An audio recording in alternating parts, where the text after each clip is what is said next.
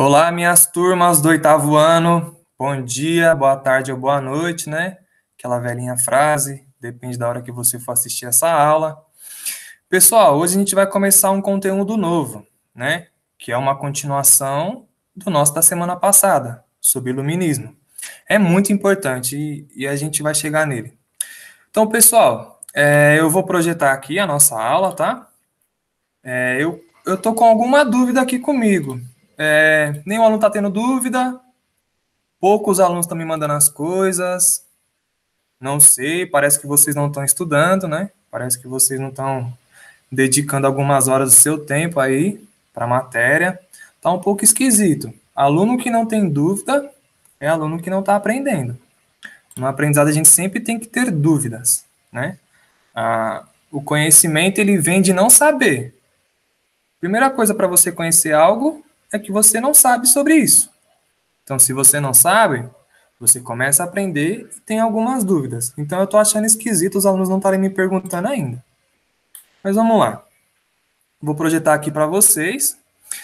A nossa aula, né, já é o tema 2 aí do segundo bimestre, é as revoluções na Inglaterra, de 1845 a 1688, 89, né? Mas 88 é o momento em que acontece a última. Então, tem duas figuras importantes aí nesse slide que eu coloquei. Como vocês sabem, eu gosto bastante de arte. Eu gosto bastante de colocar imagens de arte, que a arte é uma expressão de cada tempo, né? De cada povo naquele momento histórico. Então, o povo do século XVII, que é o que a gente está estudando agora, eles tinham as suas expressões, né, de arte. Por exemplo, vocês podem ver na imagem da esquerda, que é uma rainha, eu vou explicar quem ela é, tem uma coroa. Então isso já fala um pouco daquele período histórico. Ao fundo, pessoal, tem alguns barcos. Lembram-se de navegações? Pois é, ao fundo estão os barcos. Ali à direita, vamos deixar na dúvida para vocês pesquisarem, bem no alto aí, em escuro, me parece uma cidade. Mas pode não ser. E a direita está mais fácil, que é uma estátua de um revolucionário inglês. E eu vou explicar sobre ele. Tá bem? Pessoal, dicas para a gente aprender bem esse novo conteúdo de revoluções inglesas. Se lembre e pegue suas anotações das aulas de revisão de feudalismo, absolutismo, reforma protestante. Lembra também, pessoal, da nossa última aula de iluminismo. Isso vai ajudar bastante vocês a conseguirem entender esse conteúdo de revoluções inglesas, né?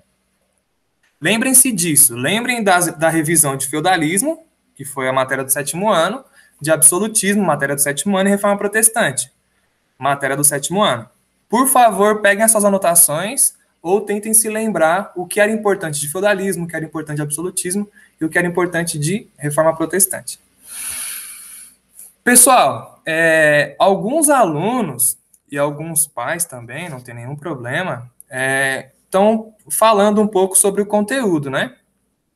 Sobre o aluno fazendo o seu próprio tempo, poder entregar com uma semana, e tudo isso eu estou de acordo. Mas eu gostaria de lembrar vocês, pessoal, que apesar da gente estar online, o nosso conteúdo é de 4 aulas por semana. 4 aulas por semana, pessoal, dá certinho 3 horas por semana para estudar história. Então, o conteúdo que eu estou passando, pessoal, vocês têm que ter em mente que é para vocês dedicarem 3 horas por semana para o conteúdo de história. 3 horas por semana, dentro de uma semana inteirinha, vocês têm que se dedicar para fazer as coisas de história. Não se esqueçam disso. Professor, o conteúdo está muito. Não é que o conteúdo tá muito. O conteúdo, pessoal, está concentrado. O conteúdo está concentrado. Se eu pegasse esse conteúdo e dividisse em 4 aulas, vocês não sentiriam que é muito. Porque foi dividido em 4 aulas. Foi dividido em 4 aulas de 45 minutos. Mas como online, eu gravo o vídeo, eu monto os textos, eu publico, eu coloco imagens, eu explico, eu leio o texto junto com vocês, parece que é muito, mas não é. São 3 horas do seu tempo ao longo da semana que você tem a obrigação de dedicar à história. Assim também é com o pessoal, com as horas de português, que é um pouco mais que 3 horas, com as horas de matemática, que é um pouco mais que 3 horas. E assim vai com as outras matérias. Então, por favor, pessoal, reparem que o conteúdo está concentrado numa videoaula de explicação e nos textos. Mas tudo isso deve ser feito em 3 horas por semana. Tudo bem? Então não é muita coisa. São 3 horas que, se vocês se dedicarem em um dia, por exemplo, vocês conseguem fazer tudo. Tudo bem? Então, a quantidade de aulas por cada tema da semana é 4 aulas. Trocando as aulas em horas, isso dá 3 horas por semana de estudos de história. Então, vocês têm que se dedicar 3 horas de estudo por semana, no mínimo, para a história. Né? Quem quiser se dedicar mais, se aprofundar, tem o meu apoio. Pode me perguntar, pode pedir mais conteúdo, mais vídeo, mais arte, mais imagem, mais texto, que eu mando. Quem quiser estudar mais, eu incentivo. Mas vocês devem estudar, no mínimo, 3 horas por semana de história. Tá bem? Habilidades que a gente vai aprender nessa aula, pessoal, segundo o nosso currículo do governo, da educação. Identificar as particularidades político e sociais da Inglaterra no século XVII e analisar os dobramentos posteriores à Revolução Gloriosa. O nosso foco é a gente entender a política e a sociedade da Inglaterra do século XVII. Eu vou explicar o porquê isso é muito importante para nós brasileiros hoje, em 2021. E, além disso, a gente tem que entender os desdobramentos da última Revolução Inglesa, que é a Revolução Gloriosa, que é a última. Então, o nosso foco é esse. Se você quiser pausar, ler, além de ter explicado, pode fazer isso. Então, a gente vai entender a política e a sociedade da Inglaterra no século XVIII. Vocês vão entender o porquê a gente saber da sociedade no século XVII, é importante. Vocês vão entender o porquê isso é importante. Para nós, brasileiros, hoje em 2021. Para um aluno com 12, 13 anos do ensino fundamental. Importância desse tema. Pessoal, a importância desse tema são alguns pontos aí que a gente vai voltar lá no final. O mundo de hoje é uma construção de pessoas do passado. Isso é uma afirmação de um professor de história. O mundo de hoje é uma construção de pessoas do passado. Entender os acontecimentos é importante para entender o nosso mundo. Tudo bem? Eu já venho fazendo isso com vocês há um bom tempo. Eu já venho demonstrando com vocês que a história tem a ver com o nosso tempo presente desde o Renascimento, desde o feudalismo, desde o absolutismo. Eu sempre demonstro que o nosso mundo de hoje, capitalista como ele é em 2021, com essa quantidade de coisas que a gente pode consumir e as nossas relações, foi criado pelo passado, pelas pessoas. Outra coisa importante desse tema, entender o que a burguesia fez para aumentar seu poder na sociedade. Se lembrem que eu sempre falei disso? Prestem atenção nessas pessoas. Prestem atenção nessas pessoas que trabalham com isso, que trabalham com aquilo. Prestem atenção porque elas vão fazer boa parte da história mundial, que é a burguesia. A partir das revoluções inglesas, a Europa mudou. Então, a Revolução Inglesa é o ponto de partida, junto com o Iluminismo, é o ponto de partida do que vai acontecer no conteúdo de história do 8º ano inteiro. O Iluminismo e a Revolução Inglesa é o ponto de partida dos acontecimentos que a gente vai estudar de história no 8º ano inteiro. A partir desse momento, a partir do momento das revoluções inglesas, um súdito não era mais apenas um servo, como no feudalismo, lembram? Por isso que eu pedi as anotações, para vocês pegarem. Não era mais apenas um servo de um suzerano. Ele era também, na Revolução Inglesa, um cidadão com direitos e deveres. Eu vou explicar porque isso é importante lá no final. Graças às revoluções inglesas e os seus interesses, os interesses da Revolução Inglesa, foi possível a Revolução Industrial e o desenvolvimento da nossa sociedade capitalista. Graças às revoluções inglesas e depois da Revolução Industrial, nós podemos ter isso aqui. Graças à Revolução Inglesa, como decorrência da Revolução Inglesa, a Revolução Industrial, eu tenho esse computador para gravar aula para vocês. Graças à Revolução Industrial, a gente conseguiu ficar em casa numa pandemia. Infelizmente, nem todos os brasileiros têm a oportunidade de ter um celular. Infelizmente, nem todos os brasileiros têm a oportunidade de ter um computador. É por isso, inclusive, que eu gravo vídeos. que aí quando alguém conseguir arrumar emprestado ou ganhar um celular, um computador, vai conseguir assistir todas as aulas que eu fiz, né, para não deixar ninguém para trás, independente da condição social da pessoa. É por isso que eu gravo o vídeo. E graças à Revolução Industrial, tem essa televisão aqui, tem o fogão. Se produziu comida melhor, graças à Revolução Industrial. Graças à Revolução Industrial, a gente tem geladeiras. A gente conseguiu produzir mais móveis, mais sofás, mais camas, mais garrafas de água, mais canetas, mais livros. Graças à Revolução Industrial, o nosso mundo foi forjado, como ele é hoje. É muito importante esse conteúdo de revoluções inglesas. Muito importante, muito importante. Então vamos a ele, né? Aonde fica a Inglaterra? Pessoal, isso aqui é muito legal. Eu vou tirar aqui do slide e vou projetar para vocês o Google Maps. Do Google, né? O mapa do Google.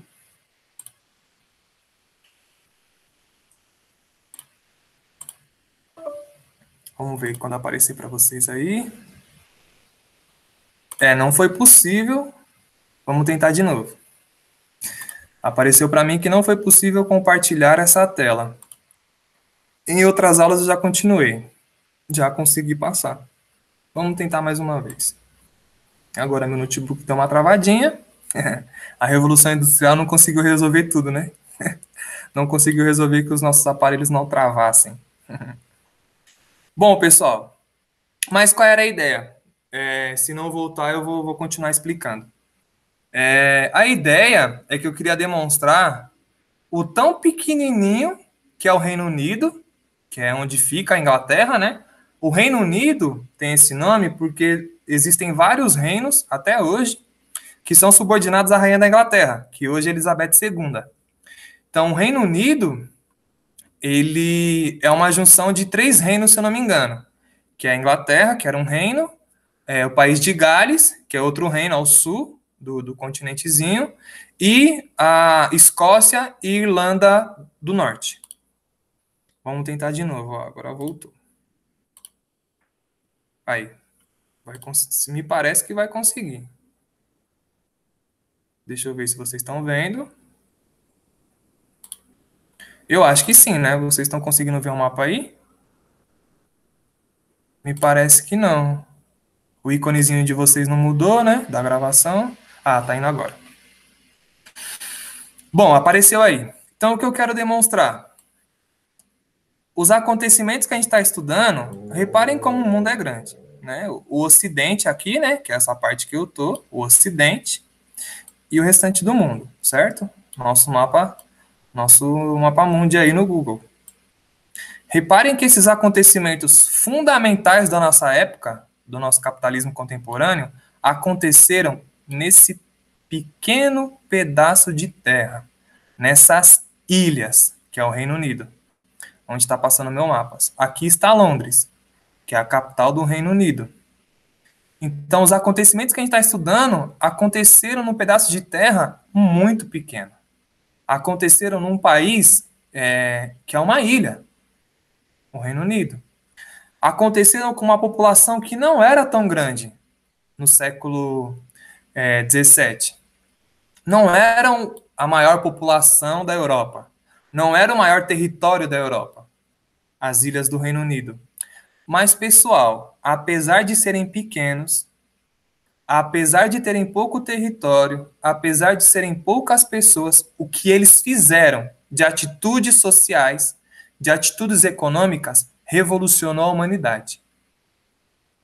Um pequeno país, um pequeno Reino Unido, um pequeno conjunto de ilhas foi importantíssimo porque colocou alguns costumes sociais, alguns costumes econômicos que mudaram o mundo para sempre. Essa pequena ilhazinha mudou o mundo inteirinho para sempre. Essa é outra importância do nosso conteúdo. A gente tem que saber o que um povo fez de bom no passado para a gente conseguir viver bem no presente. O passado ajuda a entender o presente e a se comportar melhor no presente, né? E construir um futuro melhor. Então, entender o que o Reino Unido fez é importante para entender o que vai acontecer depois e o que formou o Brasil. A gente vai chegar lá, a importância do Reino Unido. Tudo bem? Então era isso que eu queria demonstrar com o mapa. Ó. Como que um reino tão pequeno, uma ilha tão pequena, com poucos habitantes, conseguiu colocar inteligências, relações sociais, costumes que mudaram o mundo inteiro. Vamos voltar para os nossos slides.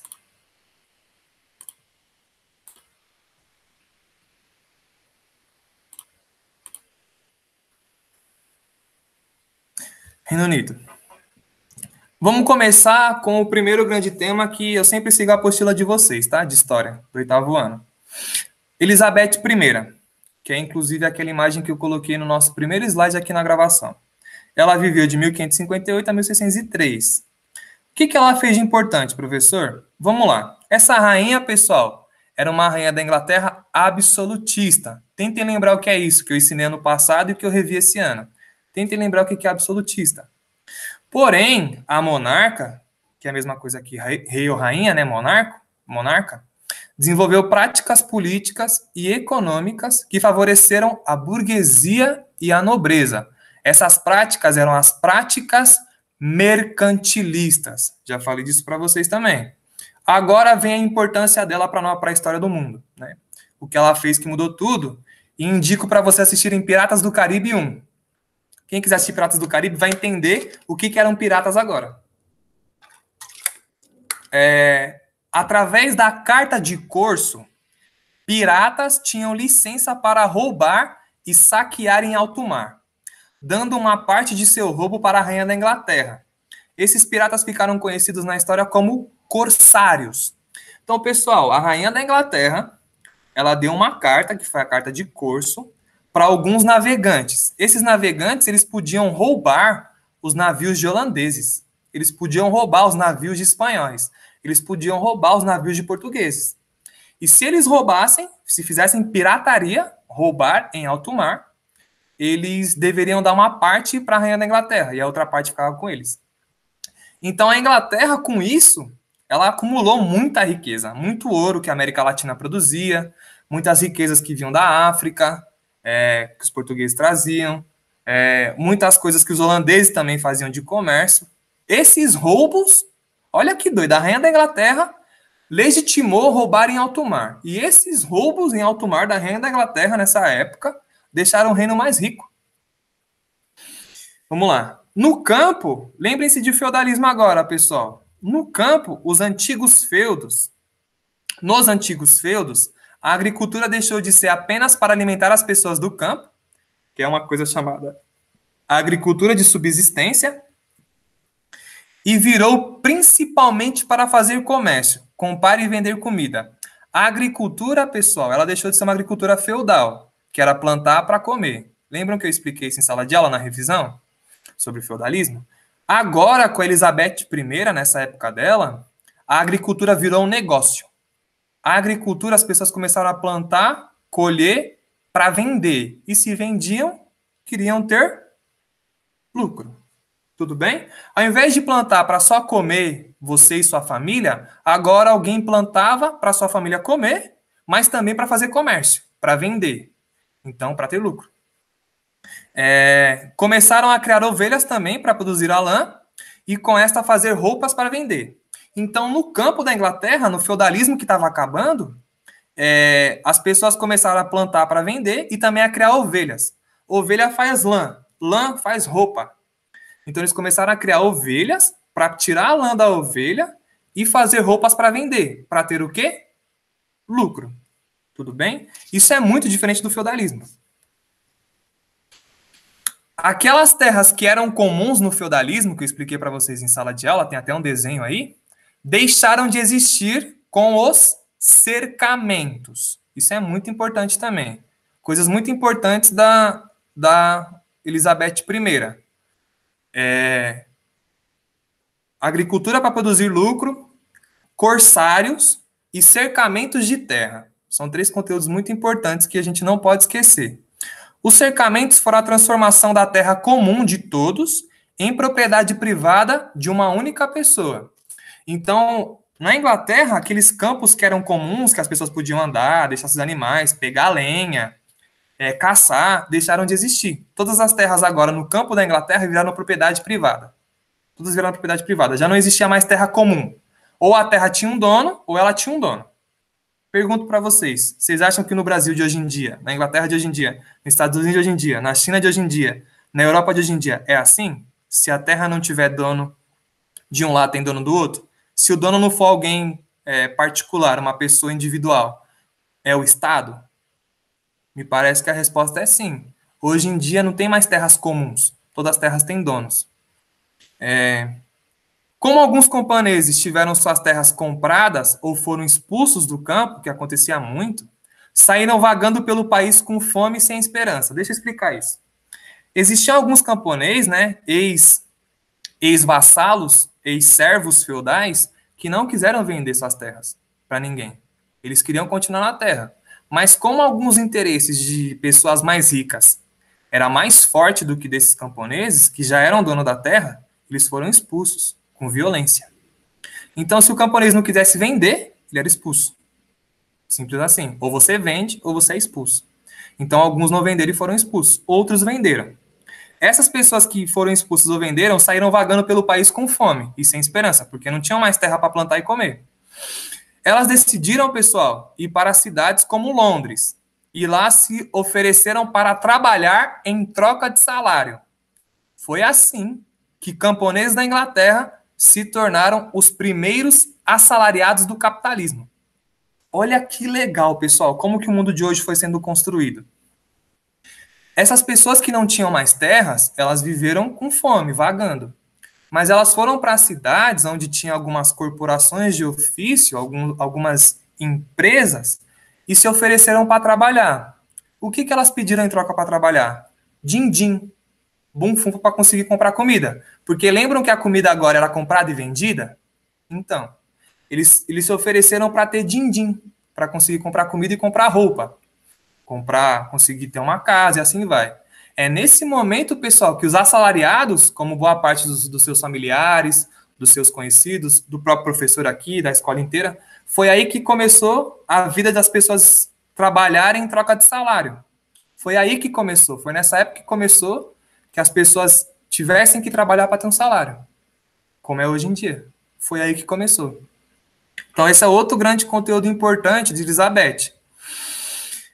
Vamos recapitular de Elizabeth, para vocês anotarem na minha explicação. Primeiro conteúdo importante, favoreceu a burguesia, através da carta de corso e os corsários, né? Favoreceu a burguesia com a carta de corso e os corsários. Terceira coisa importante, a agricultura virou comércio. A agricultura não era mais para só plantar, colher e comer. Era para plantar, colher, comer e também vender. Certo? Terceiro conteúdo. Quarto conteúdo, o cercamento das terras comuns, que fez com que as pessoas tivessem que vender suas terras ou serem expulsas e terem que sair das terras, porque as terras comuns não eram mais de todos, eram de uma pessoa particular. Quinto conteúdo importante. Os camponeses viraram os primeiros assalariados do capitalismo. Os primeiros assalariados do foco para produzir lucro. Ganhar dinheiro, enquanto o trabalhador ganha um dinheiro, um salário, o seu empregador ganha lucro. E por último, isso daí eu vou colocar o textinho lá para vocês, mas não precisa colocar na explicação. A pirataria e o mercantilismo deixaram a burguesia inglesa muito enriquecida. Foi o que eu já expliquei. Porém, essa classe de pessoas não tinha poder político. Não tinha. Ou seja, capacidade de mandar no reino inglês. Então a burguesia tinha muito dinheiro, ficou muito enriquecida, mas ela não tinha a força de mandar no país. E ela queria mandar no país. Então vamos lá. Essa aqui é a senhora Elizabeth I. Reparem que lindeza. Ô negócio feio. Ô mulher feia. Ô mulher feia. Bom, mas na época isso aqui era o padrão de beleza de um monarca, né? Então ela tá toda ordenada, coisas em ouro, pérolas. Aqui na esquerda tem as navegações. À direita também são cidades e navegações, tapetes, a coroa dela, né, por ser rainha. Isso aqui é uma pintura que fizeram dela, né? Então vou mostrar o nome dela aí, Elizabeth I, de 1558 a 1603. muito feia, mas, para a época, era uma lindeza só e um luxo só. Pessoal, agora começam os conflitos da Revolução. A monarquia contra o parlamento. O filho de Elizabeth I, James I, e seu neto, Carlos I, tentaram manter o seu poder concentrado. Lembrem-se que a burguesia não tinha poder. Lembrem-se disso. A burguesia não tinha poder. E os monarcas, os absolutistas, não queriam que a burguesia teria poder, não queriam que eles tivessem poder.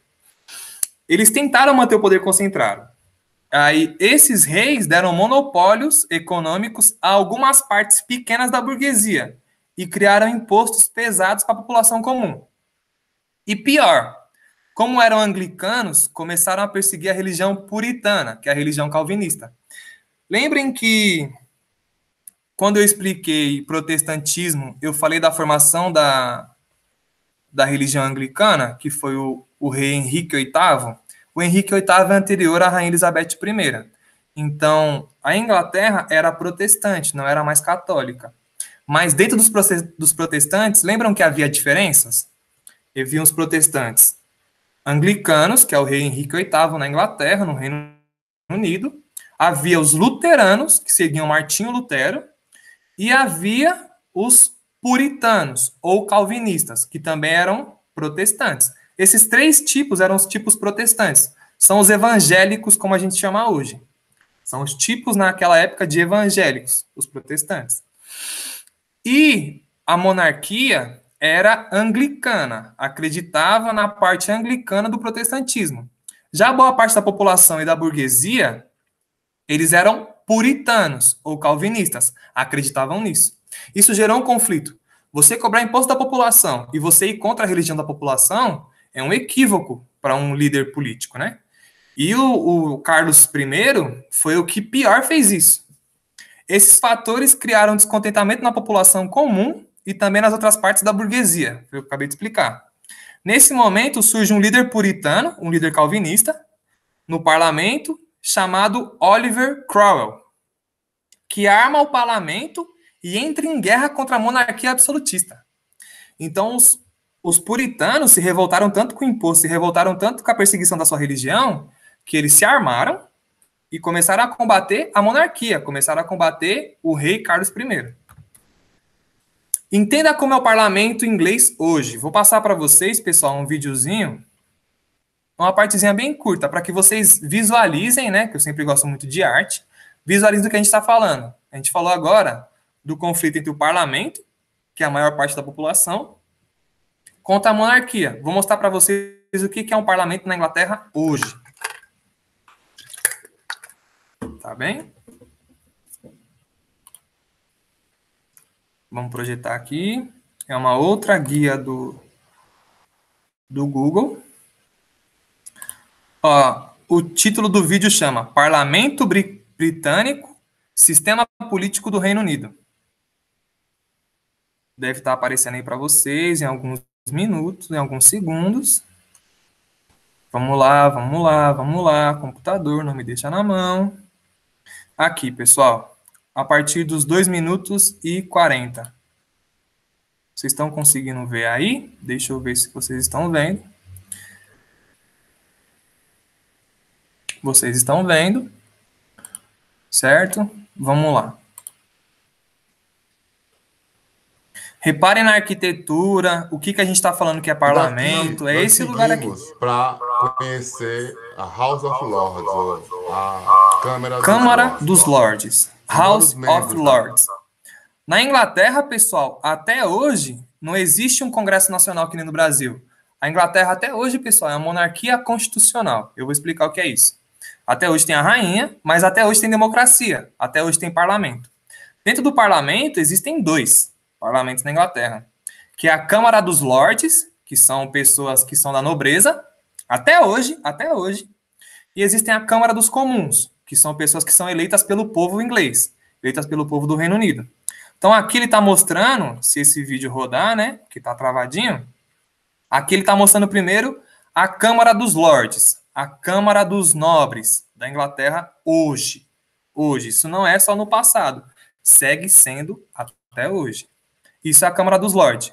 Reparem que luxo, reparem quanto ouro, A House of Lords reparem que não tem boniteza. um poder efetivo, mas eles tomam iniciativas na proposta de novas leis, eles discutem propostas do governo. São mais de 700 membros. Uma composição muito eclética, com muitos especialistas da área do esporte. Isso é a Câmara. Nesse lugar as pessoas ficam sentadas, né, discutindo, os lords, os nobres ficam sentados até hoje discutindo sobre o país. Artes, das ciências. Olha quanto É ouro. interessante notar que do lado direito sentam os membros que são governistas, do lado esquerdo os membros da oposição. No meio você tem uma fileira de bancos para os independentes. Você tem o speaker, né, que senta no meio, que ele é um moderador. E ao fundo você tem o belíssimo trono onde a rainha senta-se quando ela vem uma vez por ano ler o discurso de abertura do ano parlamentar. A Elizabeth I, até hoje, senta nesse trono aí, de ouro, ouro puro, e abre o ano eleitoral, o ano político da Câmara dos Lordes e da Câmara dos Comuns. Então esse trono até hoje é usado quando começa no ano a democracia do Reino Unido. Mas reparem que a democracia é com a monarquia, né? Só que não é a monarquia absolutista mais. É isso que eu estou querendo deixar claro para vocês. Não é mais a monarquia absolutista, a partir das revoluções. Reparem quanto ouro a Inglaterra conseguiu roubar com as cartas de corso. Reparem quanto ouro. Olha o tanto de ouro em torno desse trono. Olhem o tanto de ouro em torno do trono da Rainha da Inglaterra. Continuando, Câmara dos Lords, dos Comuns. Entre a House of Lords e a House of Commons, você tem o Central Lobby, que é onde os eleitores vêm para se encontrar com seus representantes. Essas barras nas portas têm uma história muito interessante, porque estão ligadas à luta das mulheres pelo direito do voto. Então, no nono ano, no final desse ano aqui ainda, a gente vai estudar sobre as eleições durante o século XIX, né, 1800 para frente. A gente está agora no século XVII, 1601 para frente. Mas quando a gente chegar no século XIX, 1801 para frente, vocês vão ver que as mulheres brigaram para poder votar na democracia. Então, essas portas aí foi um momento da Inglaterra em que as mulheres começaram a brigar para ter o seu direito de voto aceito. No final do século XVIII e começo do século XIX. Final do século XIX e começo do XX. Também tem algumas estátuas que homenageiam alguns monarcas que foram importantes para a história do país. E a entrada para a House of Commons, onde o verdadeiro poder é exercido. Todos os membros da House of Commons são... House of Commons é a Câmara dos Comuns, Casa dos Comuns, que são os eleitos pelo povo. A House of Commons é o verdadeiro símbolo da democracia, do parlamentarismo britânico. Os governistas sentam-se ao lado direito, ao lado esquerdo a oposição. No centro você tem o Speaker, que é um membro do parlamento eleito por seus colegas e, depois de eleito, ele tem que abandonar a filiação partidária para o resto da vida. É aqui também que acontecem os debates entre o primeiro-ministro e o líder da oposição, ou entre qualquer ministro e o seu oponente, o que eles chamam aqui de Shadow Minister. Este prédio foi totalmente destruído durante a Segunda Guerra Mundial e foi reconstruído do mesmo tamanho para ter essa atmosfera de intimidade. Na parte de cima... Então, era até aí que eu queria passar para vocês. Essa aqui é a Câmara dos Comuns, que começou a ser importante justamente nessa época da guerra entre a monarquia absolutista e o parlamento. A guerra entre Carlos I e o Cromwell, o Oliver Cromwell. Então, a partir desse momento que a monarquia deixou de ser absolutista na Inglaterra. E quem realmente exerce o poder até hoje na Inglaterra, e começou nessa revolução, a revolução puritana, a revolução do Cromwell, foram as pessoas comuns. Então, continuando. Reparem na reivindicação, pessoal, e nas pessoas que estão reivindicando maior poder político contra a monarquia na revolução puritana, que é o que a gente está estudando agora. Vou ler para vocês. Isso aqui é uma petição de 1628. É fácil de achar na internet. Vamos lá. Ponto 1. Os lordes espirituais intemporais e os comuns, reunidos em parlamento, humildemente lembram ao rei, nosso soberano e senhor, que uma lei feita no reinado do rei Eduardo I, vulgarmente chamado, está em latim, declarou e estabeleceu que nenhuma derrama ou tributo seria lançada ou cobrada neste reino pelo rei ou seus herdeiros sem o consentimento dos arcebispos, dos bispos, dos condes, dos barões, dos cavaleiros, dos burgueses e outros homens livres do nosso povo neste reino. Reparem que quando o rei Carlos I quis aumentar o imposto da população, sem que a população aceitasse, ele falou, ó, a gente quer lembrar você que o rei não tem direito de aumentar imposto, que o rei não tem esse poder sem o consentimento de nós, do parlamento. E nós no parlamento somos os arcebispos, religião, os bispos, religião, os condes, a nobreza, os barões, a nobreza, os cavaleiros, a nobreza, os burgueses e os homens livres do reino. Então reparem que são essas pessoas que estão fazendo a Revolução Puritana. São essas pessoas contra o imposto e contra o absolutismo que estão fazendo a revolução. Reparem de novo que em tudo que é transformado nessa época, a burguesia está no meio. Era isso que eu queria demonstrar com vocês com um texto da época. Isso é um texto de 1628. Revolução Puritana foi efetivada e a Era Cromwell. Como fez Cromwell, pessoal, para vencer a monarquia absolutista? Apesar de você ser contra algo, você tem que merecer ser contra algo. Você tem que lutar contra aquilo. E Cromwell lutou. Oliver Cromwell. Ele é o responsável pela Revolução Puritana, que é a primeira revolução inglesa que a gente está estudando. Como que Cromwell fez isso, pessoal? Como que Cromwell fez para vencer a monarquia absolutista? Cromwell, ele montou um novo exército contra o exército do rei. E nesse exército, isso aqui é muito importante. Nesse exército, ele começou a ter uma política de patentes do exército, né? Coronel, soldado, cabo, tenente. Ele começou a ter uma política que fazia as pessoas subirem de cargo no exército por mérito, por merecimento, por comportamento bom, por comportamento correto. No exército da monarquia, as patentes, elas não eram por mérito, elas eram por sangue real, por nobreza. Então, um nobre que não era inteligente, um nobre que era burro, um nobre que não sabia de guerra, tinha uma patente alta, enquanto um soldado que sabia de guerra, que era inteligente, tinha uma patente baixa. O Cromwell não. O Cromwell falou, quem sabe fazer, quem é inteligente, vai ter maior patente.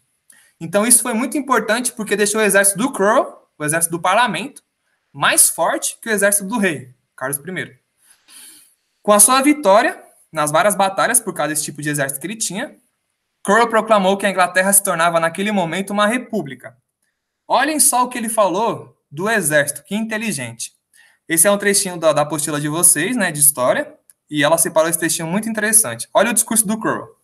Cromwell disse, prefiro ter um capitão simples e rústico que saiba por que luta e ame aquilo que sabe, do que um daqueles a quem chamas gentis homens, e que não passa disso.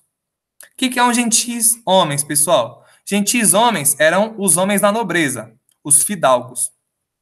Então, essa galera, os gentis homens, tinham a posição de patente no exército da rainha, do rei, perdão, só porque eram nobres, mas não porque eram inteligentes. Ele falou, eu prefiro um capitão que é simples e rústico, que não sabe ler, que é uma pessoa dura, mas que sabe fazer guerra, que sabe batalhar, que luta pelo que acredita e ama aquilo que sabe, do que um nobre que não sabe de nada. Então, essa foi a força do exército do Cromwell. Foi assim que o Cromwell conseguiu fazer a Revolução Puritana, com um exército muito bem organizado, desenvolvido por mérito. No poder, como chefe de governo, agora de uma república, Cromwell combateu seus inimigos católicos, anglicanos e os puritanos como ele, só que radicais. Ele combateu os puritanos radicais, que são outros puritanos, além dele puritano. E deu suas terras, né, essa galera que ele venceu, à burguesia e a outros aliados. Então, olha a burguesia aí de novo. O Cromwell combateu internamente católicos, combateu anglicanos, e uma parte dos puritanos ele também combateu. E ele pegou a terra da Igreja Católica, pegou a terra dos anglicanos, pegou a terra dos puritanos radicais e deu para a burguesia. A burguesia, de novo, ficou mais rica. Também promulgou leis que favoreceram o comércio da burguesia, como os atos de navegação. Só poderia entrar navios na Inglaterra, que é os atos de navegação, que fossem ou inglês ou dos donos da mercadoria. Então, na Inglaterra, com os atos de navegação, só podia navegar navios ingleses dentro da Inglaterra. A Inglaterra sempre foi muito marítima, ou os navios de donos das mercadorias. Isso fez com que a burguesia ficasse mais rica também, porque só os navios dela, ou os navios que serviam a ela, podiam passar na Inglaterra. Com isso, a Inglaterra se tornou a maior potência naval e venceu sua grande concorrente, a Holanda. Apesar de republicano, olha que doido. Cromwell colocou uma lei que dizia que seu cargo era vitalício e hereditário. Olha que contraditório.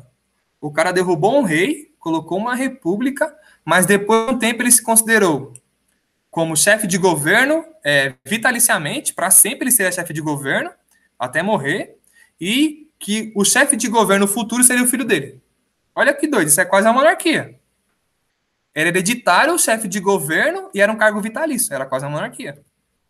Então foi isso que eu passei para vocês. Esse aqui é o Cromwell, esse revolucionário da Revolução Puritana. Essa estátua, ela está hoje na frente do Palácio de Westminster, que é dentro do Big Ben. O Palácio de Westminster é onde está a Câmara dos Comuns e a Câmara dos Lords, que é onde eu mostrei o videozinho para vocês. Tudo bem? Vocês estão conseguindo ver o Cromwell aí? Então aqui está o nome dele. Estátua de Oliver Cromwell em frente ao parlamento inglês, ao parlamento de Westminster. A outra revolução, pessoal, segunda revolução inglesa e uma das mais importantes, é a Revolução Gloriosa, de 1688. A última a gente já está acabando.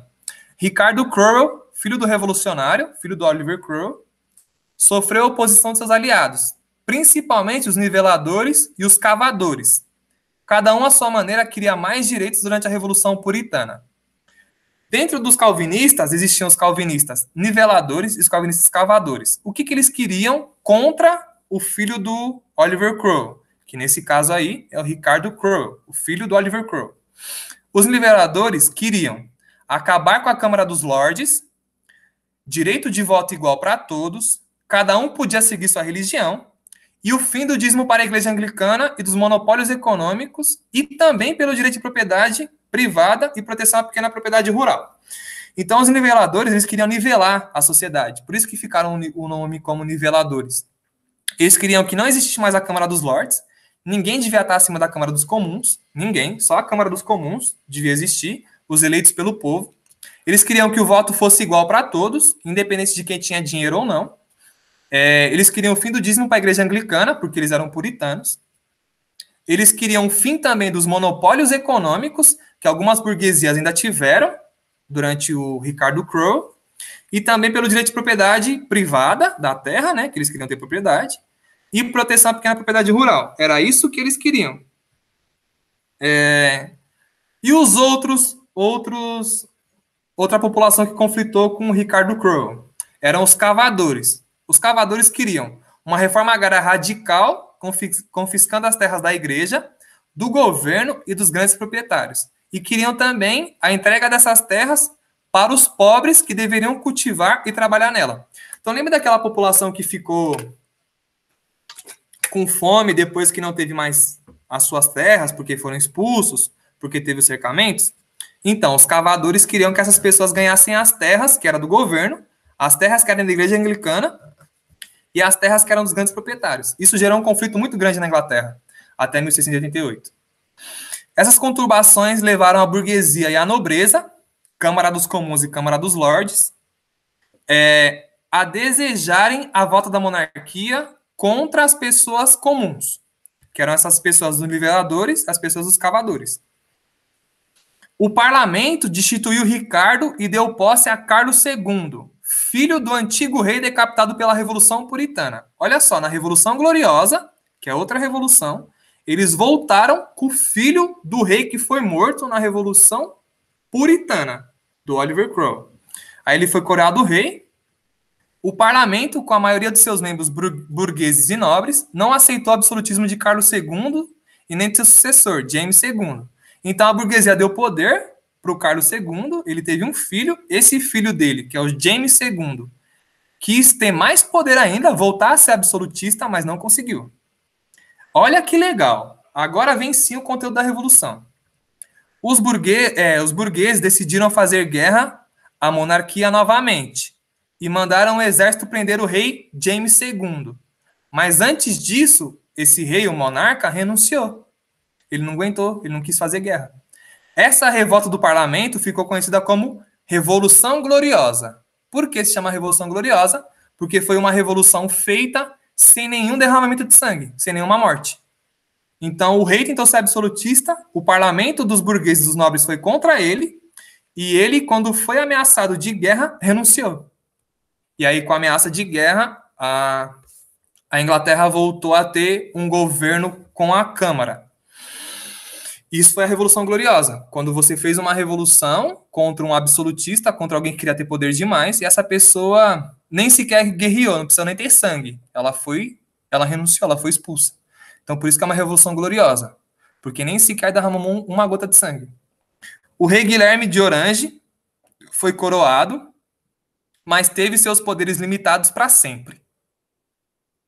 Com a Declaração dos Direitos, a Inglaterra nunca mais foi absolutista e, pela primeira vez, pessoas comuns foram consideradas cidadãos do reino e não mais somente servos de um rei. Com a coroação, depois da Revolução Gloriosa, do rei Guilherme de Orange, que continua a ter uma monarquia na Inglaterra, que é a monarquia que está até hoje, as pessoas não se tornaram mais só vassalos, não se tornaram mais só servos. As pessoas do Reino Unido se tornaram também cidadãos. Pergunto para vocês hoje, seus pais hoje, o professor hoje, seus tios, seus parentes, seus avós, seus amigos, são cidadãos do Brasil? Pergunto. Seus parentes, todo mundo que a gente conhece hoje no Brasil, é cidadão? Sim. Se as pessoas hoje numa república são chamadas de cidadãos, é porque isso começou na Inglaterra da Revolução Gloriosa. É aí que o nosso mundo é criado. Tudo bem? A Declaração Inglesa de Direitos. Vamos lá, rapidinho. E considerando que, tendo dito falecido o rei James II, abdicado do governo, estando vago, portanto, o trono, Sua Alteza, o Príncipe de Orange, que aprove a Deus Todo-Poderoso ser o instrumento glorioso de libertação deste reino do papismo e do poder arbitrário, ordenou a conselho dos lordes espirituais e temporais e de diversas pessoas principais dos comuns, a Câmara dos Lordes, a Câmara dos Comuns, está falando aí, que fossem escritas cartas aos lordes espirituais e temporais, que fossem protestantes, e outras cartas para vários condados, cidades, universidades, burgos e aos 5 portos, para que escolhessem essas pessoas para representá-los, com direito a serem enviadas ao parlamento para reunirem-se e sentarem-se em Westminster, no 2º e 20º dia de janeiro, neste ano de 1668, a fim de que, com tal procedimento, suas religiões, leis e liberdades não estivessem ameaçadas de sublevação e, com base em tais cartas, eleições foram devidamente realizadas. Então, aqui começa a democracia do Reino Unido como nós conhecemos hoje. Aqui começa a democracia do Reino Unido. Essa democracia com monarquia, que chama monarquia constitucional, uma democracia com monarquia, chama-se monarquia constitucional. Não é mais monarquia absolutista. Acabou o absolutismo na Inglaterra. Agora a monarquia é constitucional, porque ela vive com democracia, que na Inglaterra de hoje. Certo? Isso começou aí, em 1689, quando a carta foi promulgada. Ela foi escrita em 1688, mas foi promulgada em 89. Pessoal, para acabar, por que é muito importante, segundo a apostila de história, hoje a Revolução Gloriosa? Com a Revolução Gloriosa, a Inglaterra deixou de ser uma monarquia absolutista e tornava-se uma monarquia parlamentar, ou constitucional. O parlamento, então, passava a ter um grande poder de decisão. e os ingleses deixavam de ser apenas súditos do rei e passavam a ser cidadãos, com direitos e deveres. A Revolução Gloriosa, além disso, favoreceu o desenvolvimento do capitalismo. A partir de então, foram tomadas várias medidas favoráveis ao crescimento das manufaturas, das empresas rurais e da indústria naval. Tudo isso contribuiu para a liderança econômica e política da burguesia inglesa e para a Revolução Industrial, assunto do nosso próximo capítulo. Capitalismo. O que é capitalismo? Lembro vocês. Sistema econômico em que predomina a propriedade privada dos meios de produção, que são terras, fábricas e equipamentos, e as relações assalariadas de trabalho, e a produção visando o lucro. Então é isso que eu estou ensinando para vocês desde o ano passado. Esse momento da Revolução Gloriosa e as revoluções inglesas começaram a criar um mundo econômico, político e social como ele é hoje. Muito importante. Seguindo.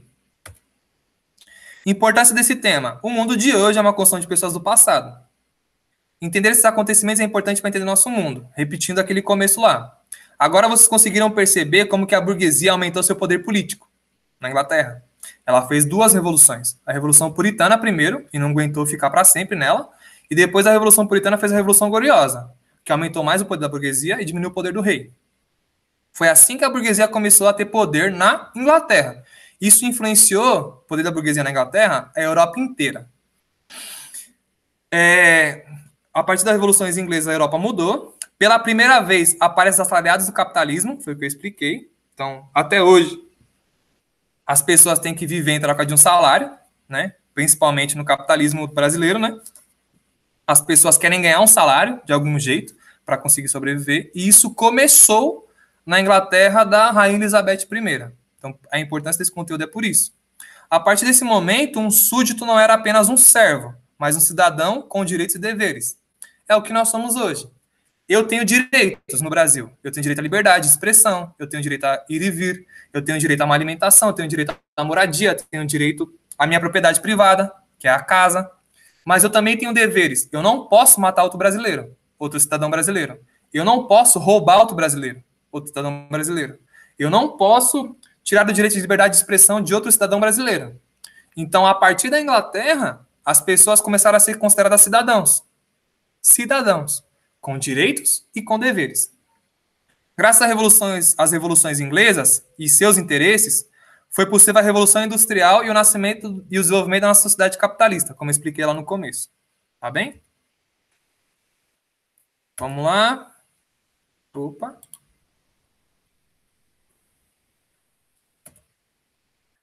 Sim, pessoal. Então, toda aula eu coloco isso. Espero que vocês tenham gostado da aula. Mas eu peço, por favor, que vocês preencham o formulário, me enviem as anotações no caderno, que são as anotações da explicação, e os textos copiados ou no Classroom da turma, ou pelo meu WhatsApp, ou pelo meu e-mail, que é esse e-mail que está aí. Tudo bem? Bons estudos a todos, pessoal. Valeu, por hoje é só. Espero que tenham gostado. Se ficou rápida a explicação, vocês voltem aí o vídeo e assistam de novo, tá bem? Tchau, tchau. Obrigado.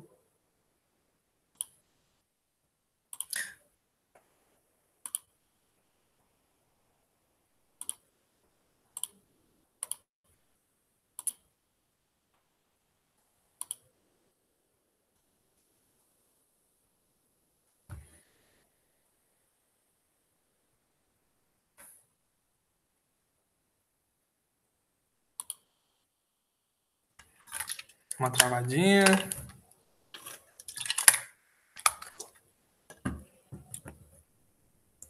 Logo volta. Uma travada. Quando voltar, vai encerrar o vídeo. Mas ainda não voltou.